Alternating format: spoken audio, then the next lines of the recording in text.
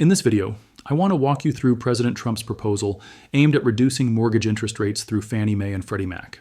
The idea works like this. When demand for mortgage-backed securities increases, their prices rise, and as a result, interest rates decline, leading to cheaper mortgages. President Trump has directed Fannie Mae and Freddie Mac to purchase $200 billion in mortgage bonds, which would significantly boost demand. As a result, the current average rate on a 30-year fixed mortgage has dropped to around 6%.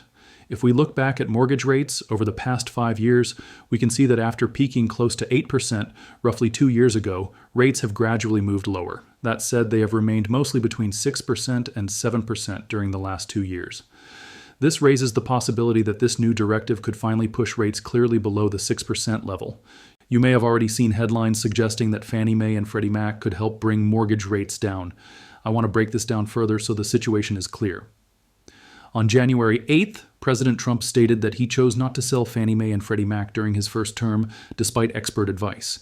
He noted that the decision proved highly valuable, as the entities are now worth much more and hold $200 billion in cash.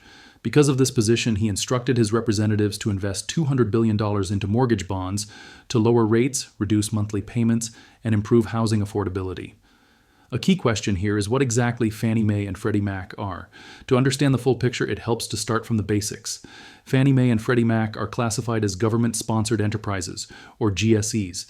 They are not banks and do not issue home loans directly to borrowers. Instead, they operate within the housing finance system as intermediaries. And that leads us into how the process actually works. Here's how the system functions.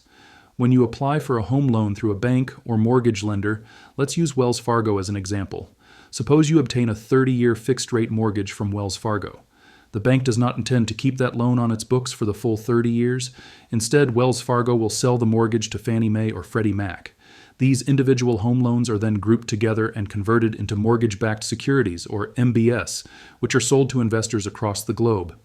This process helps ensure lenders have access to capital, supports stability in the mortgage market, and has historically contributed to lower borrowing costs for homeowners.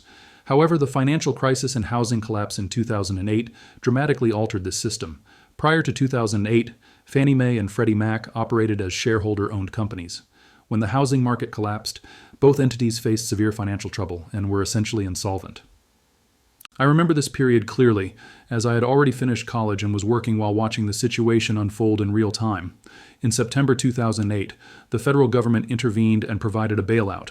Both organizations were placed into government conservatorship under the supervision of the Federal Housing Finance Agency. This moment marked a major turning point. Since 2008, the government has overseen their balance sheets, capital levels, and long-term decision-making.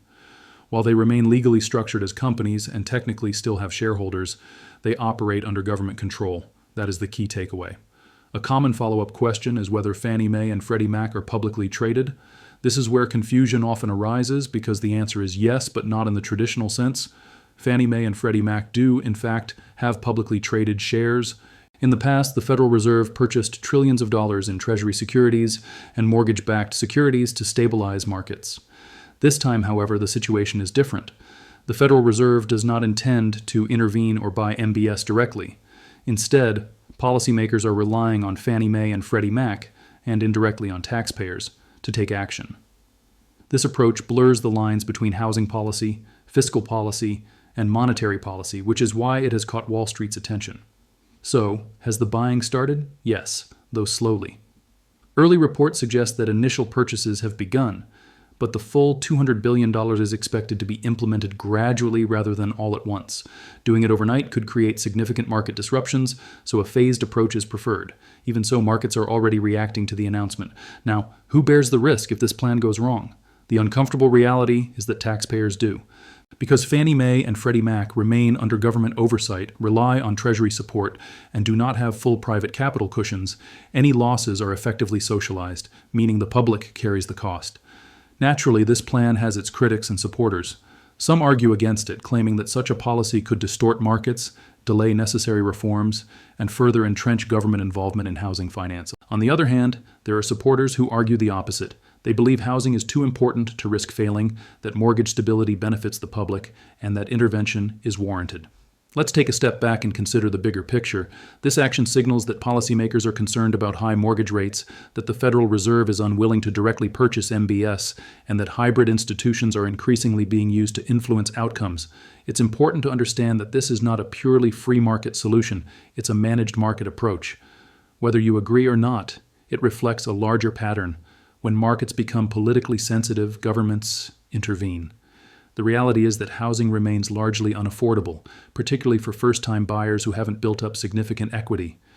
One way to address this is by lowering mortgage rates.